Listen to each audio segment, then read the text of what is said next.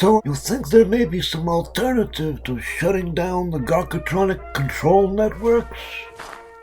Normally, it would be out of the question. Without those capabilities, our influence with the Burgosphere would evaporate quickly, and our position would become untenable.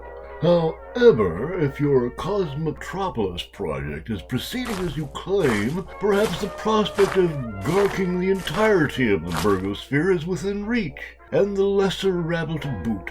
Always a fond but unattainable dream of our fathers, it is now a real option for our consideration. Then, by all means, allow me to give you the grand tour.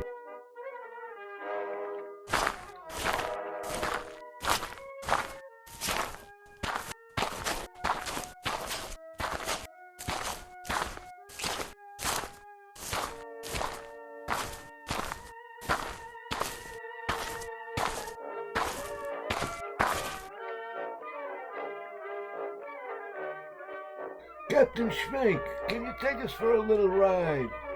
Jawohl, mein Herren Obermenschen.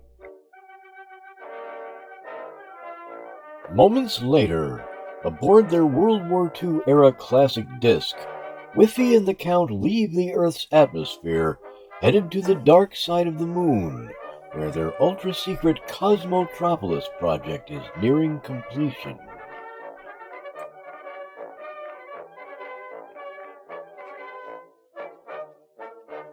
There she is, with capacity for nearly 25,000 from the register and 8 generations of their progeny, plus room and steerage for 40,000 boogers and their spawn to, do things.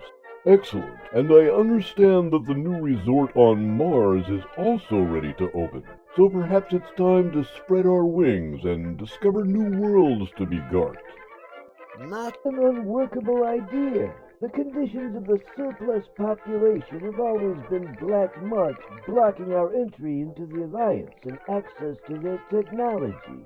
We would have no blood on our hands as, Gark forbid, we'd never hear the end of it if we exterminated them ourselves. Also, even if we chose to, I'm not sure we could penetrate the psychogargic conditioning of the executive Burgos sector to effect the changes needed. After all these eons, they have come to love Garkism, and it is deep in their blood. I do not envy our little green friend in his task. Let us reflect on this for a while, and then we shall decide what sort of assistance to render. Whatever your decision, my lord, I shall ensure preparations are in place for all eventualities. What would Gark do? I'm not sure how much cooperation we can expect. We may still be holding the bag on this project. How did it happen that these guys never joined the All Worlds Alliance? Well, it's a sad tale. Their enshrinement of intraspecies predation prevented their embarking on any sound path toward higher civilization. They are perhaps 5,000 years behind their grade level by any estimate. They are aware of the benefits of the Alliance, but reject much of the Charter as too egalitarian. They care nothing for mastering space-time, and even find the promise of unlimited energy loathsome. They've even foregone the science of immortality, rather than abandon their traditional modus vivendi. That fits in with their Garkian death cult thing. The sad part is they make all the stupid and self-destructive decisions for everyone down here.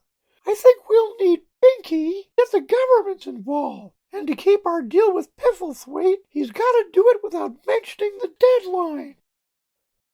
Will the governments of the world respond to Binky's appeal? Tune in for the next preposterous episode of Nimgon.